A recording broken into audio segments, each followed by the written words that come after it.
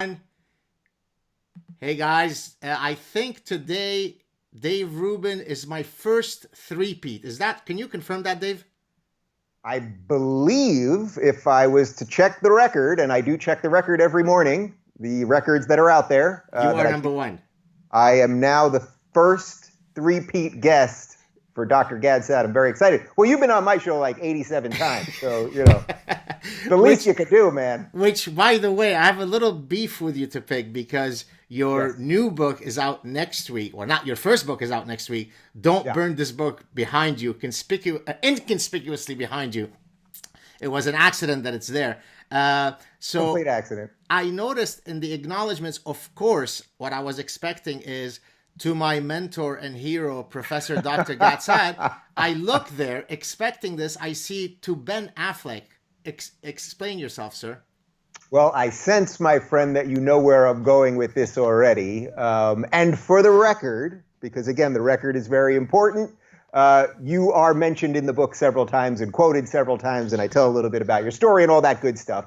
And it's kind of funny because I did have to sort of balance. I've met so many interesting people and thinkers and philosophers and writers and economists and comedians and all that. And many of them have affected me usually positively, some of them negatively, some of them I've come to like, some of them I've come to dislike, whatever it may be. But I did have to sort of blend who I'm going to kind of write about here and there and the whole other thing. Anyway, so yes, the book is dedicated to Ben Affleck. And as you know, because when you were literally the first guest on the first test show of the Rubin Report, so technically you were my first guest ever as an interview show.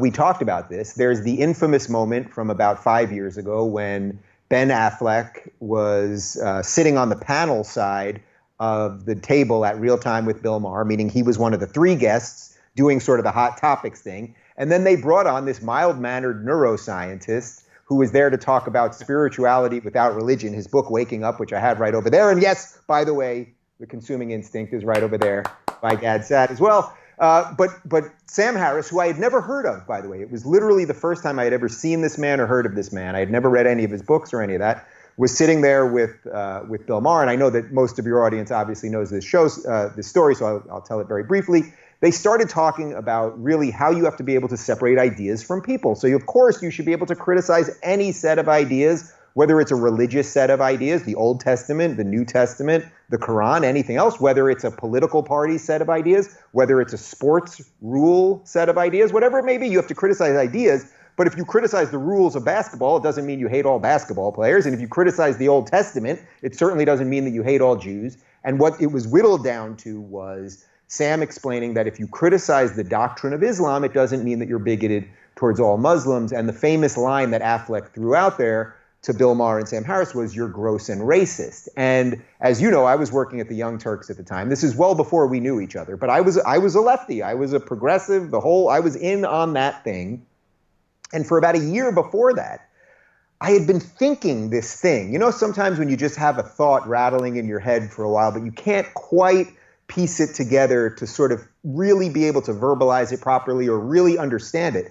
But I had been thinking this thing about how it can't be possible that all of our intellectual opponents are racists and bigots and Islamophobes, and we're so morally right about everything, and that's why we're screaming all the time and have moral, righteous indignation and the rest of it, and that all of those people are so wrong and so stupid and so backwards. The equation didn't work for me anymore.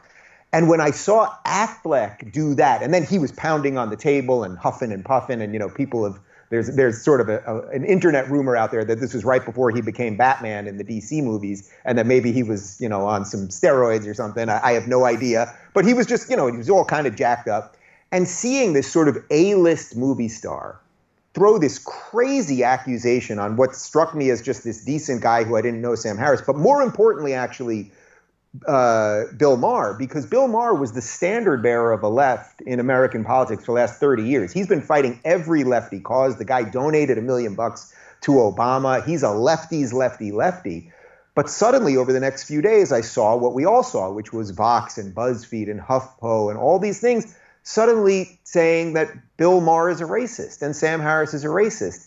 And that moment, it's one of three moments that I describe in the book of going from what I would say is woke to awake. So although Affleck may not be thrilled with it, I do credit him with much of my political awakening. And by the way, there are hundreds of thousands, if not millions of people that have had a similar awakening because of that very moment. Our good friend Yasmin Mohammed, that was one of her seminal moments as well. So a lot of people saw that, and it was just like, whoa, can we just not honestly talk about anything anymore? Is that how you do it? And you just scream at people?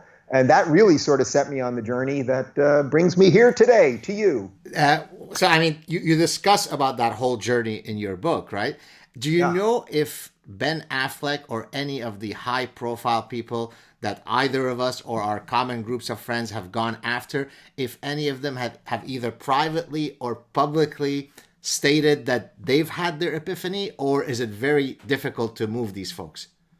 Well, look, I'm here in LA, and I'm sort of, although I don't consider myself sort of like embedded in Hollywood per se, because I'm not an actor in movies or something like that.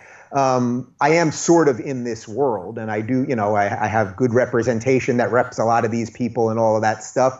What I can tell you is this, I mean, leftism, you know this, leftism is such an all-encompassing worldview, and collectivism, and now what I would say is socialism, whatever we want to call this postmodern junket of ideas that really are very competing and don't make a lot of sense and sort of purge out everyone who thinks anything different, right? Because I know, especially for guys like us, we still have, well, I can only speak for myself, but I think for you as well, we still have some ideas that would be thought of as traditionally lefty, right? Excuse me, thank you very much, love. Round one. The drinks have begun. Cheers.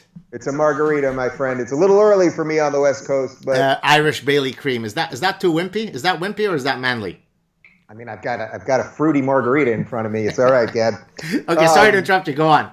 But so Hollywood, it's hard to describe what Hollywood is, and I don't like to think, everyone in Hollywood thinks the exact same thing. What I can tell you is this.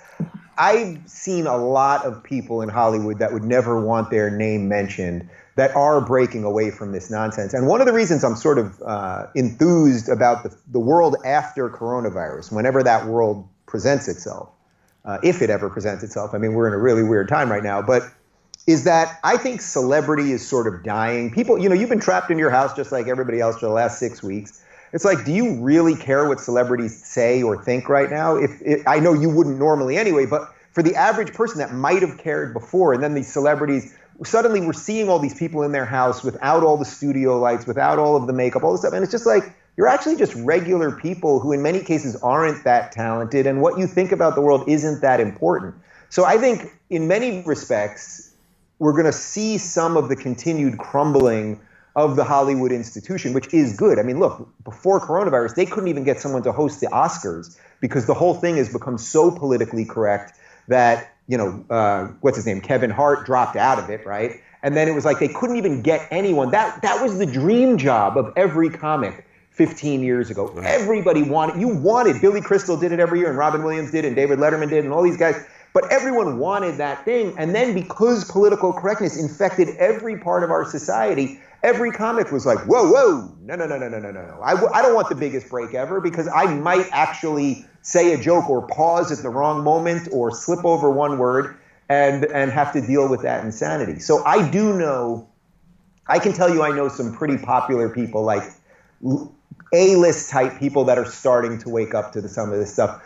That all being said, what I'm frustrated with is sort of the set of people that let us consistently do the dirty work on this and fight it publicly while, maybe they privately give us accolades or they privately attend parties with people that they would never associate with publicly. I know a lot of people like that, and I really can't stand that because I don't think I'm anything that special. I think I tell people what I think, and I guess I'm a decent interviewer. But the idea that I'm fighting this battle so I can sort of protect the nice liberals, you know what I mean? The guys that no longer will retweet you that maybe were your friends 3 years ago and in some ways with me as well. I'm really kind of sick of those guys. And in many ways, I'm writing this book to free them from their own self-hostage situation. Are some of those people I understand you don't want to probably mention names on air, but are some of those people folks that you would have otherwise considered part of your inner intellectual circle, folks that have been on your show, that you're somehow disappointed in some of their public positions? Yeah, but it's not exactly that I'm disappointed by their public positions. And I know what we've just done now has opened up the YouTube comment section to begin The guessing to of who we're begin. talking about. Right, they're going to have their lineup and they're going to go through everybody. So it's really not about anybody specific. But I can tell you, look, I go to parties with people where then they'll be like, say, further right-leaning people than us. And it's like they're friendly with them there and then would be happy to throw them under the bus publicly. Or, a lot of this, so much of it has to do with Trump, I think. And you hit this a lot on Twitter, where it's like Trump, I think, look, do I think he's some magically incredible, decent, honest, like superhuman? Of course not. What I think he is, he's a bull in a china shop. The analogy I used 3 years ago after the election was we wanted a panther in a china shop, most of us, but that doesn't exist. It's called a bull in a china shop for a reason. We wanted a panther to walk in and knock off one thing and knock off something else and close the door and walk away. But that's not an analogy, right? A bull gets in there. Right. He's that guy that's doing all the dirty work. And so that all of these let's say, moderate conservatives and decent liberals can still feel good about themselves. So they don't have to say the things that he's making happen. And I've really just become exhausted by that. I find it kind of nauseating. It doesn't mean I think he is some incredible, moral, honest person. At this point, he's a politician. And actually, there's simply no way to be an incredible, moral, honest person as a politician. But I certainly don't think he's Hitler, and I don't think he's evil. And you may have seen the video that we put up a couple days ago. David and I actually had dinner at Mar-a-Lago in December. So I had dinner at Mar-a-Lago with my husband, with Trump Jr. and Kimberly Guilfoyle. And we had a lovely time. And Trump was sitting there a few feet away from us. We met him after. When he turned to David and he said, so Trump Jr. introduced me to him. And he said, I have this podcast, blah, blah, blah. And then he turned to David. He says, who are you? And David says, well, I'm his husband. And Trump gets up. He slaps his hands on the table. He gets up. He goes, husband? He goes, I just want you to know, I think that's great. I think it's just great, and I don't give a shit, and I don't think anyone's given a shit for 20 years. And then he turns to Melania. He says, honey, can you believe it? These guys are married. Their only problem is they're too good looking. And then David chatted with Melania for a little bit. I chatted with Trump for a little bit, and it was perfectly fine. Now, does that make him Moses? Does that make him Jesus? No. But I think he's just doing a lot of the dirty work so that these liberals, or especially the never Trump conservatives, he's doing all the stuff that these conservatives have always wanted. He is absolutely doing it. And they just want to sit back and go, oh, he's the bad guy. I'm the good moral conservative. And I just find that game boring. I don't know. I think the internet has given us too many options. There's too much obvious truth out there now. To sit back and watch people play these games. What amazes me is that a lot of our common friends who we would otherwise think are, serious thinkers and measured thinkers and nuanced thinkers, the hysteria with which they tackle the Trump thing. And that's what I criticize, right? I mean, my academic background is in psychology of decision making, right? And so I study rational behavior. I mean, literally as a mathematical axiomatic truth. What constitutes rational behavior? What constitutes irrational behavior? But more colloquially, when you say that someone is behaving irrationally, right, in the common language parlance, well, I see some of these common friends that we have, and what I am amazed at is how non-measured their positions are, how hysteric, right? I mean, you could dislike a million things about Trump, and I might agree with you on a lot of them, but he's not outlawing sex. He is not rounding up the Jews and the people of color. And yet, so how do you explain? I mean, I try to explain it in my forthcoming book when I talk about idea pathogens and mind viruses. What's your take? Because you know the same people that I know that I'm talking about. Yeah. Well, I think a lot of it. Yeah, go ahead. Well, yeah, I mean, I think a lot of it truly is just this initial part of they just want to kind of feel good about themselves. That Trump is the reverse of what a good liberal is supposed to be. And I don't mean that purely in terms of the ideas he holds. Trump is a blowhard. He is loud. He is a bit of a troll. He's orange and has crazy hair. Sorry, if I can just interrupt. If I can interrupt you, I think on the last time that I was on your show, I used the term he is an aesthetic injury, right? He injures their sense of aesthetics, right? Obama is the opposite. Obama is lanky. He's got a mellifluous voice. He has a radiant smile. He speaks like a Southern Baptist preacher, right? So therefore, to use exactly this drink I'm doing, there's an expression in Arabic where simply smelling the drink gets you drunk. And that's what Obama does, right? I just see him and I feel good because he is so majestic. Whereas Trump is this ogre. He's disgusting, to use their words. And therefore, that's what they focus on, the aesthetic injury. Does that sound right? I think you're very right. I mean, look, there's something about Obama, like Obama just did this video to endorse Biden, which is so ridiculous. It's beyond imagination. And the fact that they're all backing this guy who obviously has the beginnings of dementia or some other cognitive stuff. And it's quite sad, actually, and depressing. And there's so much to say about what's happened with the Democrats and all that. But even when Obama did the video, it sort of feels like this is sort of an offshoot of what you're saying, and then I'll get back to it. You watch Obama now, and he feels very out of touch with what the left has become and what the liberals, or whatever you want to call it, have become. Because, yes, he gets up there and he still looks good. And you're right, the cadence is still good, and he's got nice teeth and his clothes fit and all that. And there's a sense that he loves his wife and all of those things. But that's just stuff that's on the surface. It's about what you do, not what you say and what you look like and the rest of it.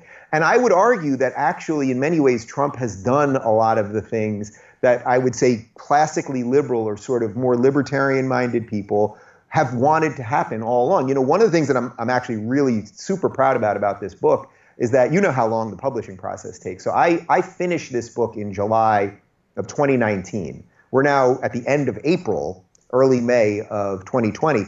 We edited it in the fall, and then I was done with it by Thanksgiving. So I haven't touched this thing for about 6 months now.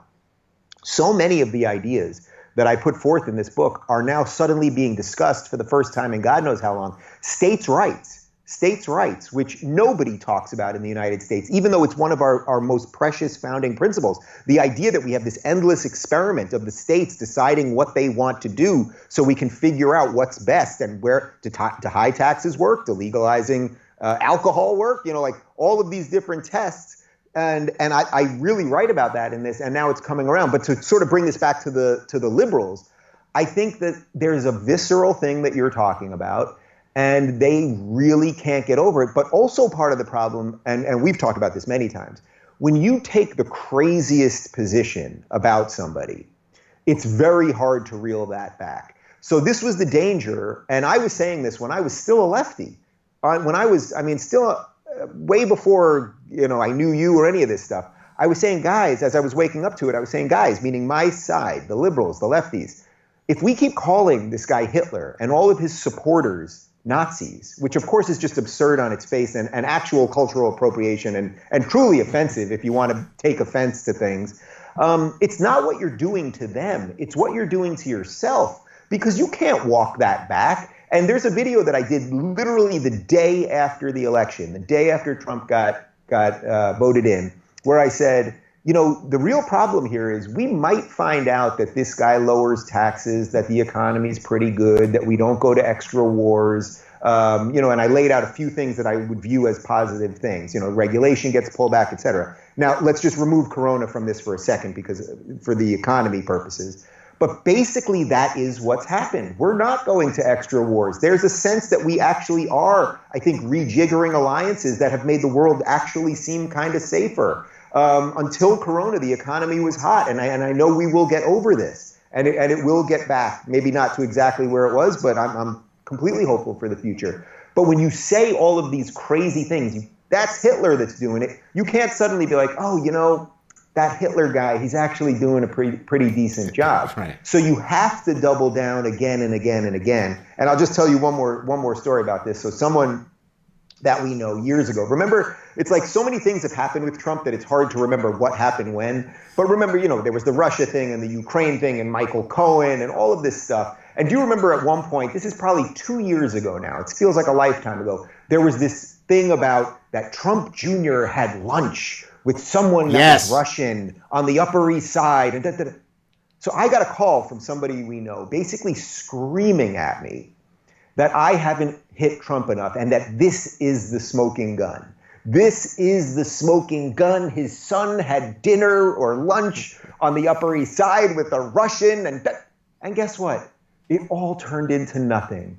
It all turned into nothing. So again, I don't mean this to throw anyone under the bus or attack any of the people that we know and that in many ways I really do like. But I think there's an odd thing, and I think in some respects, me and you for being a little more honest about it, for saying, oh, you know, these conservatives aren't as evil as we always painted them to be, maybe, or that really our side does have bigger problems than we've wanted to acknowledge. It has come at a I would say, a personal cost and a social cost. I don't mind paying that cost because I know I'm doing what I think is right, but it's not nothing. You know what I mean?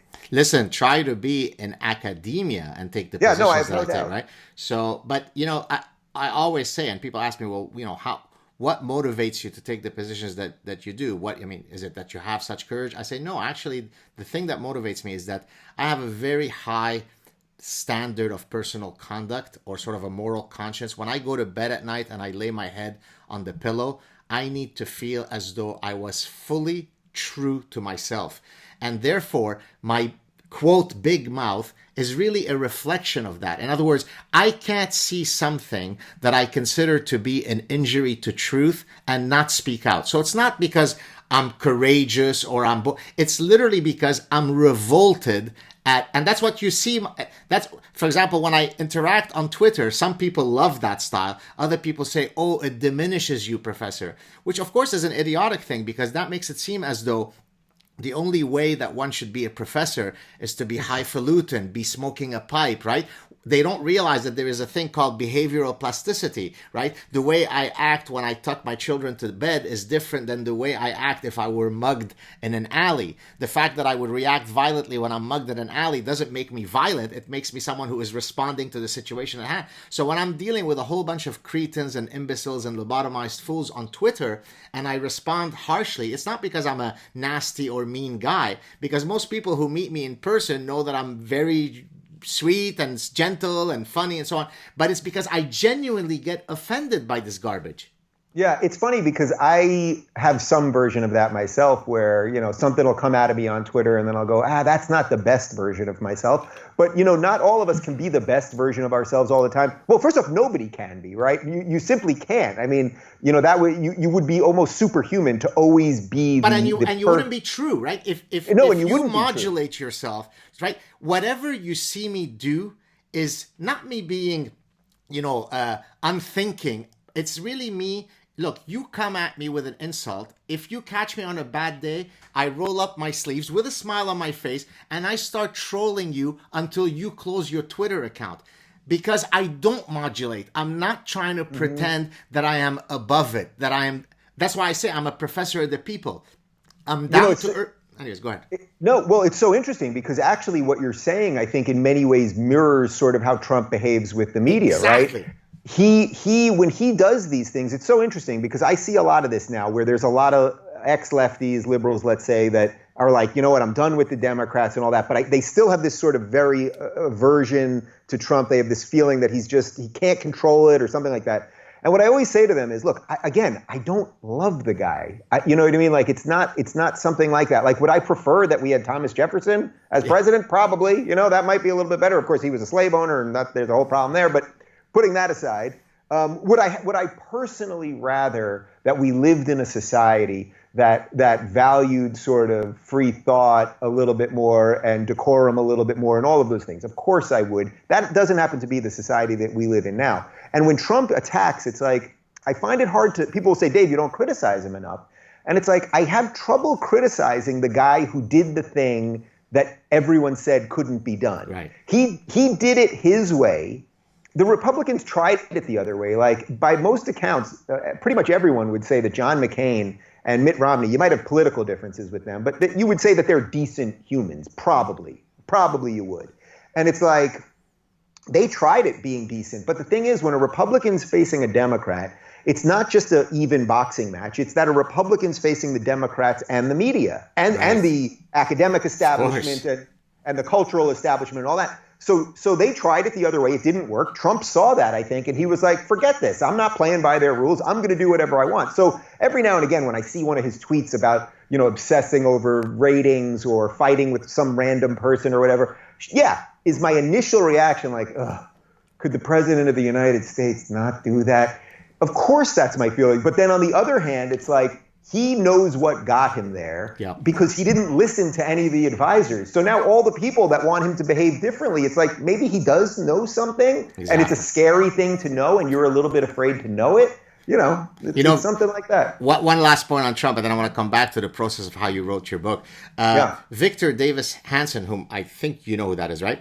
I haven't had him on yet, but he's on our master list. Oh, yes. Likewise. The more I've gotten to know him, I truly do find him to be a very measured thinker, a very deep thinker. What I love is his ability to link contemporary issues to ancient Greece, precisely because he is a classicist. And in one of the podcasts that I listened to him, he was talking about the tragic hero from Greek mythology, and I can't remember the name of the character, but that this was the guy who, sort of was desperate to receive accolades and credit for the good work that he was doing. And the more that he wasn't receiving it, the more he would be outlandish. And he linked it to Trump, right? I mean, Trump is a narcissist in that, well, most politicians are, right?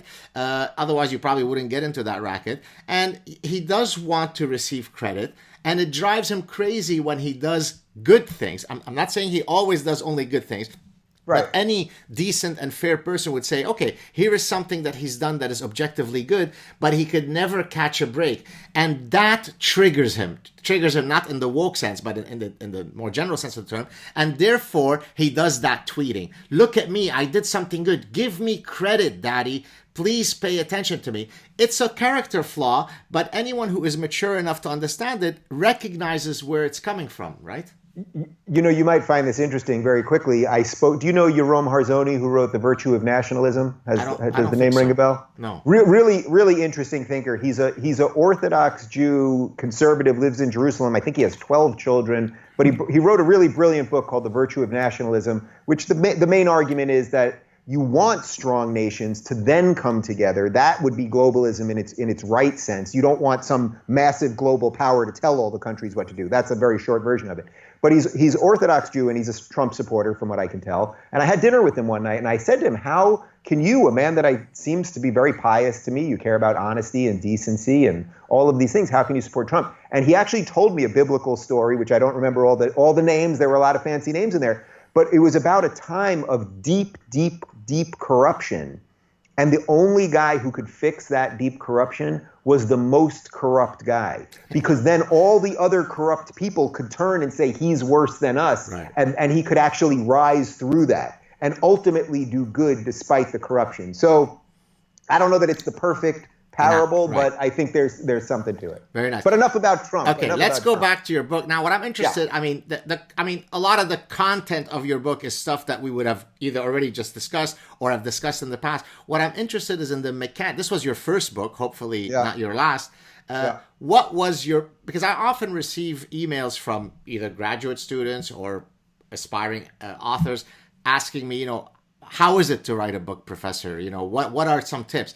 So take us through your journey. What were some of the things that you found particularly easy? Some of the things that you found very challenging? Give us your process. Yeah, I'm really glad you asked that question because it's not the normal question you get asked when you're talking about your book. So first off, I'll tell you, I enjoyed the process way more than I thought I was going to. When I signed the deal, so we got the deal when I was on tour with Jordan Peterson and we were in Dublin and Sorry, who was the person you said? When I was on tour with Jordan Peterson. Never heard of this guy. Who is it? Jordan Peterson. He's a little-known Canadian psychologist. Okay, You'll hear I'll about him one day. I check him out. Sounds interesting. Go ahead. Yeah. So my agent called me and they said, we got a couple offers and, they want you to write this book. And originally, I mentioned this right at the top of the book, they wanted me to write a book called Why I Left the Left. And the deal that I signed, on the deal, it said that the title of the book was Why I Left the Left. And a few days later, we were in Oslo. That's when I actually signed the deal. And I'll just quickly tell you something about that little-known Jordan Peterson guy. It was 5 minutes before the show. The Oslo show, we did 2 in Oslo. It was one of the biggest theaters that we had done, about 6,000 people. Literally just moments before the show, I get the text that I got the deal. I walk into his, David was with me on that leg of the tour, walk into his dressing room. He's there with his wife, Tammy. I said, Jordan, I just got incredible news. I got a deal from Penguin Random House, blah, blah, blah. And he just exploded in joy. The biggest smile you could possibly imagine. He was sitting in a swivel chair. He slapped his hands. He spun around in the chair. He got up, big hug, immediately said, he goes, would it be too forward if I asked you if I could write the forward? Oh, that's lovely. I said, Jordan, that would probably be okay. Then unfortunately, because of everything that's happened in the last year, he didn't write the forward, but he did write a lovely blurb on the front and a more extended one on the back. And the only thing I can add to that is that he will be back and better than ever. It's just going to take a little time. And I saw him a few months ago, and he'll get there. Let me share before you go on. Excuse me, because you mentioned let me mention my own heartwarming recent Jordan story. I mean, I've got many, of course, because I obviously I also know him very well. I reached out to him to seek his endorsement and so on for the book. And I was very tepid because I obviously knew the situation that he was in. I wasn't sure if it would be too gauche for me to be contacting him but I didn't know exactly where he was in the recovery process. And so he writes back right away to me, says, this is the first day that I'm actually doing well enough to be typing on a laptop. And then he writes a unbelievable endorsement and then says, I hope that this is okay. Let me know if it's fine. And then of course, then the love fest between us. And that shows you, so for the Jordan haters, that shows you what kind of guy he is. So look, this is a guy who went through, I mean, try to imagine what the last couple of years of this guy's life, and chapter 9 in the book is about Find a Mentor. And I talk about being on tour with him for a year or year and a half, really. I mean, not only the incredible fame, but the amount of hit pieces, the amount of hate, the amount of protests, the amount of threats, the amount of love that we would get at airports and wherever we were, that people would come up to him and it's not just like, he's not just like a celebrity, like, oh, I love your movie, or an athlete like, oh man, I remember that shot. It's more like, you turned my life around. I'm not on drugs anymore. I solved the problem with my wife. I gave up this, I'm doing this, I have a better job. I mean, I saw every version of that imaginable. And then in the midst of the tour, he finds out that his wife has terminal cancer. I was at lunch with him. I think we were in Iowa. And when he got the call, he was on the phone with the doctor and his wife. And I heard the beginning of it. And then I left the table because I wanted him to have some privacy. But just the insane tumult of every human emotion that someone could have. Unreal. Who, by the way, never asked for it. It's not like he's like you. He's an academic first, and he had a clinical practice. This isn't someone that sought fame per se. It presented itself, and he took the opportunity. But back to the book. So I got the deal, and I was supposed to write Why I Left the Left, and I was writing it for about 3 weeks, and I kept feeling that I was writing against ideas, not for ideas. I was writing about all the things that I don't like anymore, that I've talked about. When I only said the word regressive once in the book. People say I say regressive, which I don't know if I've said it 3 times in the last 2 years, but I used to say regressive left a lot, obviously, which, by the way, for the record, as I say in the book, Majid Nawaz was the one who came up with it first. Everyone seems to think I did, but I give credit where it's due. But I realized I was writing about things that I was against and not things that I was for. So I called the guys at Penguin and I said, listen, I don't think this is the book I want to write. I want to write a book about classical liberalism, about what it's been like for me to sort of survive the mob and be someone who has tried to fix some of the conversation along the way, what I've learned from some of the people that I've talked to, and how I've navigated, and really give people a roadmap to think for themselves, to say, okay, I don't have to be a lefty on every freaking issue, and I don't have to be a conservative on every issue. Pick a thing. Your feelings on gay marriage shouldn't necessarily dictate your feelings on taxes. But for some reason, we think that these things are true. And they love the idea. They immediately let me switch it, or accepted that I was going to switch it. And I will tell you, in terms of the process, I find I'm at my best sort of mentally the second I wake up, and I can go as long as I can until I can't go anymore. So basically, I would get up every morning. This was when Emma, our previous dog, was still alive, and she was really in her last days, and she had cancer, and she was 16, and you know how much I loved her. I'd get her outside for a little bit, make my coffee, then we'd go into the green room, because this is my house, my studio's in my house, as you know, and so I don't really technically have an office, but I turned the green room, which is one of the bedrooms, into my office. Emma would just lay down by my feet. I'd get there with my laptop. And I would just go and go and go. And often, suddenly it would be, if I started at 8 a.m., it would be 2 or 3 p.m. and I hadn't eaten or anything. Sometimes David would literally open the door and like as if I was in solitary confinement, he would slide a plate of food in because he knew he didn't want to bother me, but he would literally just make something and hope that I would eat it. Just a plate, sandwich on a plate or some eggs or something. Just hope that I would eat it. And then I would go, and then at some point, usually around 2 or 3, I just had nothing left. And one of the things that I'm most proud of actually is that, this is my first book, and my editor said to me that the amount of clean writing that I gave her, that she was actually really shocked at. We didn't have a ton of editing to do. We moved things. So, what I thought, which I didn't know was that common. She said to me right at the beginning, you might find that chapter 1 becomes chapter 9 and 4 becomes 2. And sure. So she did move a few things like that because it's a little bit like putting together a Lego set. But I really enjoyed it. More than anything else, I think it made me, it's one thing to interview people. It's one thing to talk. It's one thing to tweet. There's an immediacy to all of that where it's like you do it and it goes away. And even if the mob comes after you, the mob eventually goes away. So it's not something that just like kind of lives forever. But I was very aware that when I was writing this, like, this is here. Like, maybe some people will burn it. And if they do burn it, I hope they put it on Twitter so I can retweet them. But I wanted to write something that would be as relevant 5 years from now as it was. So I really enjoyed having to churn through the ideas that I was talking about. And really, what do I really, really think about abortion now? What do I really, really think about taxes? And can I get these things that, there are books, hundreds, if not thousands of books written about abortion alone. But could I condense into 5 pages a primer for people so that if they want to explore more, they can find other books, but I'll have given them some sensible ways of looking at the issues. And that's really what I try to do, and I enjoyed it. Way more than I thought I would, truly. So in my case, of course, there are 2 forms of writing that I engage in. Oh, here's my gorgeous wife with round Again? 2. With round 2. Thank you, round sweetie. 2. Oh my, look at you. A little white wine. Thanks, love. I'm good. No more, because I won't be able to speak to him. I'm very, for a guy who's over 200 pounds, I'm very, very lightweight when it comes to alcohol. Like, I'll finish this one and I'll start seeing double. I mean, literally, I have not zero, but very little tolerance. I'm trying to remember when we had you and your wife and your kids over for dinner about a year ago. Did you drink? I don't even know. Very little, because I wanted to do very little. I'm very measured. Yeah. So cheers. Well, cheers, my friend. Before we go on, I wish you the best of success with your book. I'm sure it's going to be a smash hit.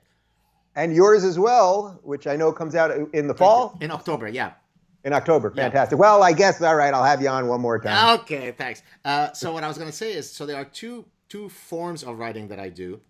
There's, of course, the journal paper, the academic paper. Now there, the specific content is going to be different from paper to paper because you're dealing with a different research question. But the template of the paper is the same, right? There is the introduction of the problem, there is the literature review, there's the stating the hypotheses and the research question. Here's the methodology that we use. Now we collected the data. Here are the data analyses. Here are the conclusions, right? So the template of the story that you're telling doesn't change much from paper to paper. On the other hand, when you're writing a book, it's a completely different process because, yes, you may have a general roadmap. So I start with the idea of here are 9 major things I want to say, probably in each of different chapters. But then as you start drilling down and filling in those many, many holes, you go on paths and journeys that you didn't know a priori. And it's really kind of a mystical process. I kind of view it as, I'm not much of a meditation guy. I know that our common friend Sam Harris is a bit, and I'd love to see if I can get into meditation because sometimes I'm overstressed. But I view writing as a form of kind of metaphysical, intellectual, because I go into a cave, I'm so in flow, I'm so in another world that when I come out, like just like you said, you forget to eat, right? When I come out of it, it's as if I've had a religious experience. Did you feel some of that? Do you get what I'm saying? Well, the way I described it was when I handed in that first manuscript at the end of July, and as you know, I do my August off the grid thing where I have no phone, no television, no news, no nothing for a month. You don't cheat? You never cheat on that? I do not cheat. Wow, I do not cheat. That's impressive. which, by the way, is incredibly, it's becoming harder and harder. Yeah. Well, because, as my profile, I suppose, has increased, people come up to me on the streets. And what's funny is sometimes people will want to say something to me, but they know not to. But there were other times where I would be at the gym. Now, first off, to avoid televisions at the gym is very difficult because CNN is everywhere. If there's a muted television, CNN is on. So if I was doing cardio at the gym, I had to have a low hat and kind of like this. But people would truly keep me honest. There was a guy who came up to me several times at the gym who said, Dave, come on, I know you have your phone on you. I know you have, and I'd have to take out my pockets and go, no, no phone on me. So yes, I don't cheat at all. I have look, I have an assistant now, and I have people that work for me that are able to keep the operation going. So I have some luxuries there. And it's not that I'm not working per se. It's not like I'm on vacation for a month because I was also writing some other stuff and doing some other things. But I'm not looking at screens, and just that in and of itself, and taking a break. And guess what? You find out at the end of every August, I find out the same thing. Boy, I didn't miss that much. Life goes on. But to your point about meditation and sort of this sort of otherworldly experience when you're writing this, when I handed in the manuscript at the end of July, I remember I sent it to Helen, my editor, and I turned to David and I said, that must feel like what it's like to give birth. Exactly. Now, I know in 2020 that men can give birth. So I now know that I know what it feels like to give birth. But then the funny part of that is, so then you kind of forget about it. And that's why I wanted to have it done by July so I could let my brain sort of reset and recalibrate throughout August. But then September rolls around and now we have to edit. And all I kept thinking was, boy, I just gave birth to this thing. And what's the first thing you do to the thing you gave birth with? Now you have to operate on it. And that's a very weird feeling, right? Because suddenly you're like, oh, I did it. I can put it away. I enjoyed it, but it's a lot of work. It's a lot of days just, crunched. I don't even have a proper desk in there. I have a coffee table. So I'm sitting on my laptop. My back was hurting a lot. And it's like, I wanted to put that behind me. And then you come back. And now you've got to edit, and next thing you know, it's like, oh, and here's the brains are over here, and the liver is over here, and you got to operate and put that thing back together. Which, I didn't love the editing process. I can tell you that much. I didn't love it because I don't really love the technical part of it that much. But the overall experience was wonderful, and hopefully this thing will do pretty well, and I'll do another one. Well, the analogy to giving birth is actually very apt because when I wrote my first book, which came out in 2007. Which was an academic book, so a very technical, very scientific book written for other academics. I was so much in my cave, right? For example, The Consuming Instinct, a later book, was written for a mass audience. That's a different style, right?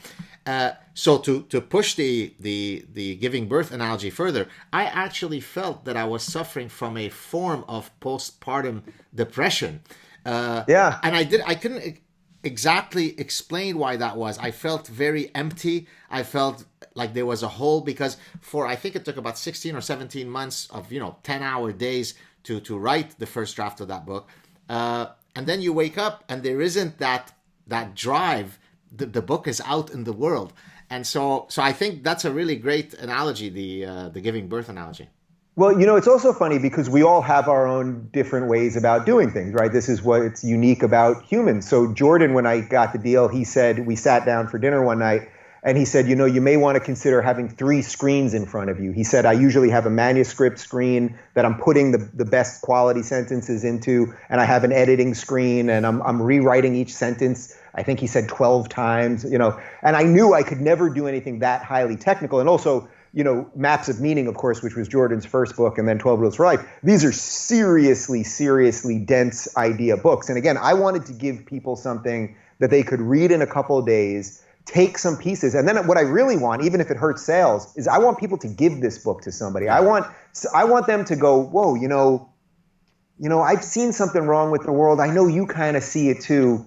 This won't take you 5 weeks to read. You can knock this out in a couple of days and not feel bludgeoned by all the ideas. And I'm not saying that's what Jordan's doing in those other things, but they're denser reads. Yeah. That's important in another way, right? Like there's all sorts of books. People write dense books. They write sort of softer books. Everyone has their own style. But that's actually the cool part of doing this. And I have to say more than anything else, I have all these books on my set. Yeah.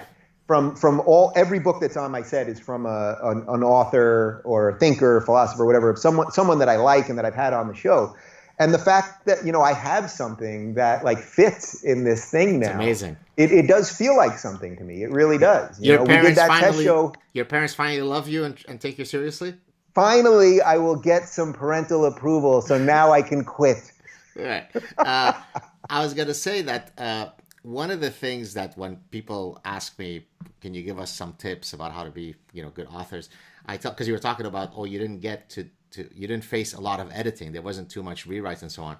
So I think there is a danger when you are so attached to every word that you've written because you've toiled over you can exactly remember that afternoon where you were in your study for 4 hours, but you've only produced 3 sentences. And then my wife comes back and says, so what have you done? I say, well, here are the 3 sentences I did. She's like, that's what you've been doing for the whole afternoon. That's what you've come up with. That's it. So you know how much you've struggled sometimes on a particular sentence or idea. Then you get your editor who comes and says, I'd like you to remove this section, right? So the first reaction you might have, which is the one of non-humility, is no, you don't touch a syllable. And it certainly could be something that I could succumb to because I'm so attached to everything. But you have to step back and have the humility to say, wait a second, I think that if I have tasked this person as part of the process to read my work, I have to be humble enough to listen to what they say. And I've always kept that in the back of my head because invariably when they've given me feedback, it has only improved the final product. That might be the most important part of this. If as a first-time author, I could impart wisdom on anyone, I think you just nailed it right there, is that hopefully, whatever your publishing house is, has given you an editor that has some basic understanding of who you are. One of the things that I really like is my editor, Helen, she's a young girl in her 20s. And, at first I didn't know her, obviously, before we were just put in a room together and they said, have at it.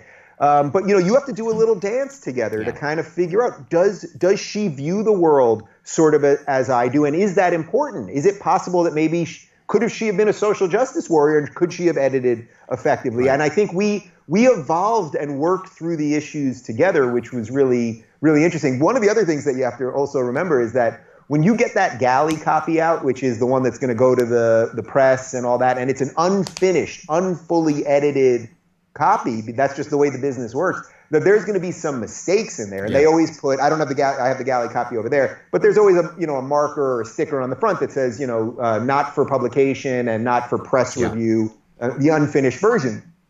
And there was a moment in the book, in the galley copy that went out, where I had, as you can imagine, me, there were a couple Star Wars references in the book.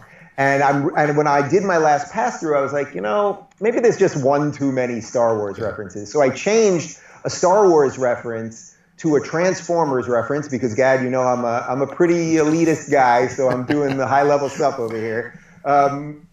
Except I didn't change the punchline. I only changed the premise. So I have in the galley copy that went out to press. I have a Star Wars beginning of a joke with a Transformers ending of a joke that anyone in their right mind that knows me would go, did he have an aneurysm as he was writing this, And when it went out to the press, I was like, oh, God, that's what they were going to get me on. But then you have to have people behind you and the people at Penguin that said, well, look, if they go to press with this to attack you over this silly joke, technically they've actually gone against what our agreement as a publishing house is with the press because they're not supposed to release it.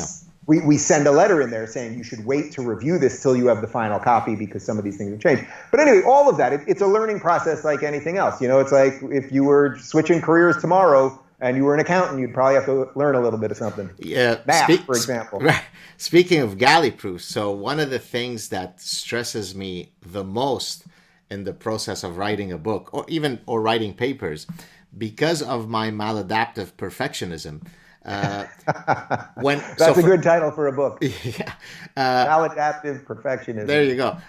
So usually when a author receives the galley proofs, it's the last step. So you should be kind of overjoyed. This is your final chance to kind of go over everything, make sure that all the T's are crossed, all the I's are dotted, and then you're done. In my case, it's actually a terribly anxiety inducing moment, because it is the last time that I'll be able to check, and God forbid, or Darwin forbid, that there would ever be an error, even a banal error, a typo that I don't pick up. So I literally am overwhelmingly anxious when I'm going through the galley proofs, because I am so concerned about now I think that's the reason why I call it maladaptive perfectionism, is because I think, to be perfectionist to some degree is good, because that means you're attentive, you're attention oriented, right? You're detail oriented, right? You care about your work. But if you are spending 7 days going over the galley proofs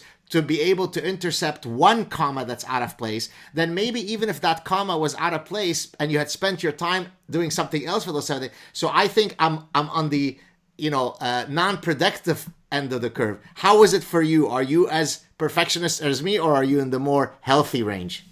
If that's what we're calling healthy, I'm probably in the more healthy range. Okay. But that also may be a function of that this was my first book. So every time something was presented to me, it was my first time hearing about it, that this is how the process works. So there would be times where I would send something back, and then she would send me something and there would still be errors, and I'd be freaking out. And then she'd be like, no, we'll get to that. Like, this is just sort of how you churn through all of this stuff. But I'll tell you this, one of the things that I had no idea is that when they do like a first run on a book, so right now we have X amount of books published for that first run. I always thought when you go to a bookstore and you see, second edition, third edition, something like that, I didn't realize that meant there could be tiny technical changes or a sentence that was switched a little bit. I always thought that meant, the author added something, like they must have added something at the end, or I printed this in 1987, it's now 2003, here's what's happened since, something like that. I didn't realize that second edition often means the print finished, and now because we're going to print more, we can actually make a few more adjustments. Right. So we know already. When I did the audiobook, which I really loved doing the audiobook. You did it in your voice? I did it in my own voice. I wanted Betty White, but she was unavailable. But I did it right as Corona was starting. So it was right as the streets were clearing out and, nobody was anywhere. And I was driving to Hollywood, and that's where the studio was, because we wanted to use a true, the true audio booth, not my set here, which is soundproof, but not like, it's not like that little padded cell kind of thing. And I was driving there, and there were nobody on the streets. And I thought, I'm going to always remember this, that when I was doing my audiobook, it was the beginnings of this, crazy pandemic. I certainly didn't think that 6 weeks later we'd still be in the midst of it. But that idea that once I was in the booth and I would be reading something and I'd go, now that I read it out loud in my own inflection, in my own intonation, maybe I do want to adjust this little word. So I still, for the next version of this, I've got about 20. I would say I have about 20. Most of them are just slight word changes or slight phrase changes. And all that technical stuff. Yeah, I probably don't go as crazy as you on that, on the perfection side. And that may just be a function of you have an academic discipline that I think probably you can't make an error on the margins in some of the papers you've written, I'm sure, where for what I do, there's a little more give and take, a little more play. No, you're right. For example, if you're reporting a statistical finding, putting a plus where a minus should have been completely changes. And so I will literally spend, literally on the border of OCD, where I check the table 650 times, right? Because God forbid that it gets published, and then I realize, oh shit, that number should have been 4.8, not 5.8, and maybe that. So it's stuff, and I truly believe that it has affected. I mean, although I'd like to think that I've been very productive in my career, I think I would have been a lot more productive had I been in the healthier range of checking and double checking. By the way, it's also caused me to not sometimes collaborate with people, because I'm worried that they won't have the exacting standards that I do. And therefore, let's say you and I are going to work together and I get the feeling that you may be careless with details, then I'd rather avoid having an extra paper that doesn't meet my, which again is kind of silly, because I've lost the opportunity to be on 20, 30 additional papers because of a brutally exacting standard. I guess what you have to do more than anything else is you have to also surround yourself with the right people. Exactly. So hopefully, in your case, I don't know how involved maybe your wife gets in some of the ideas, or if you come back to her and churn through some of the stuff. I actually, David is the executive producer of the show, as you know, and for the first time after we built this thing together, and for the first time after now, something like 8 years of doing it, we're actually considering phasing him out, because we've taken it as far as it can go together. It can keep moving, but he wants to now explore some different things. But what I'm really proud of, actually, in these last years, look, when we met that first time at Aura TV, when we did that test show, I was working for another network. I was renting an apartment. I didn't have my own home where I now have a studio. I didn't have my own production company. I now also have a tech company. I started this locals.com situation.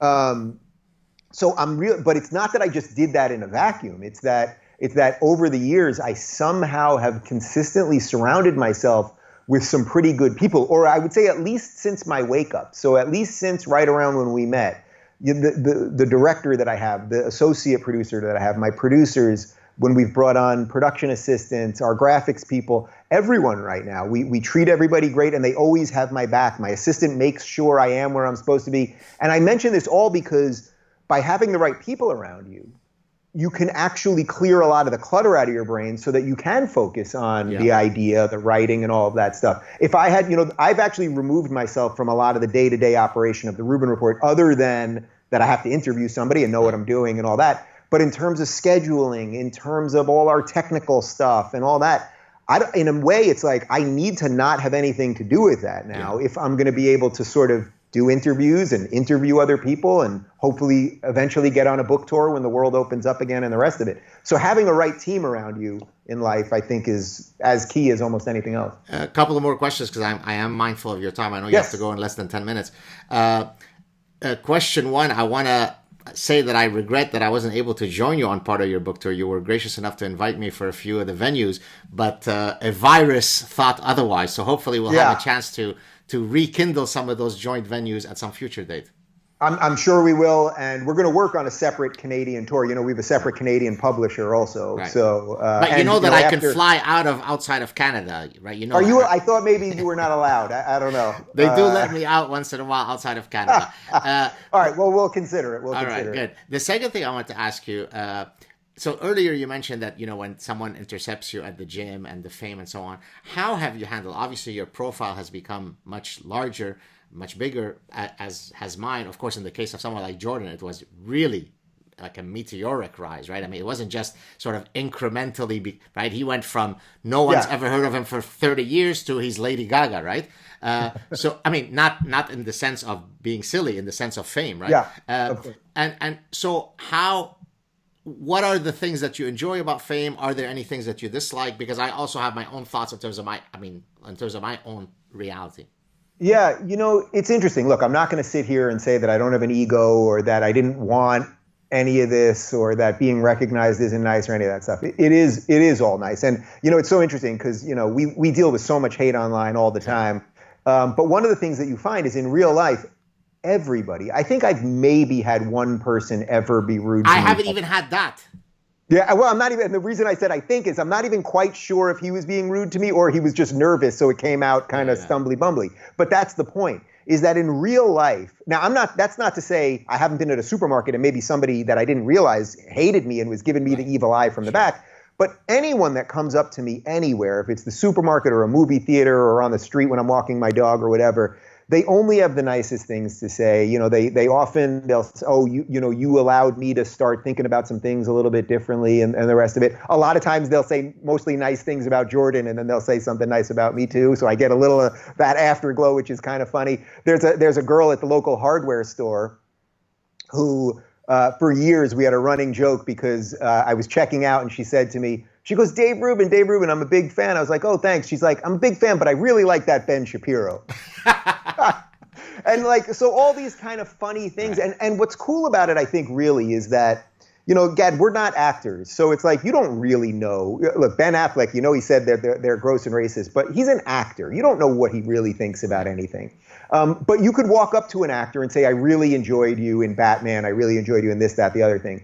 For whatever it is that we have in the public sphere right now, this whole new crew of people that have sort of grown partly out of academia, but partly out of comedy, partly out of writing or whatever it is, but through YouTube, through podcasts. It's like these people really do know us. I'm not worried that someone's going to come up to me on the street and it's going to be very different, or I'll have to act differently or present myself differently or something like that. It's amazing. And it's really cool. Look, I'm not going to say that there's nothing negative to it. I have cameras all around my house. We have a big fence outside. I've had death threats and a lot of unpleasant stuff. So absolutely it just is. But look, at the end of the day, if you're going to do something that you believe in, and if you're going to try to say something true and make mistakes along the way and hopefully have some wins along the way, like you're going to have haters, you're going to have lovers and all of it. I do view the fame part, it's sort of like a necessary byproduct, I suppose, you know,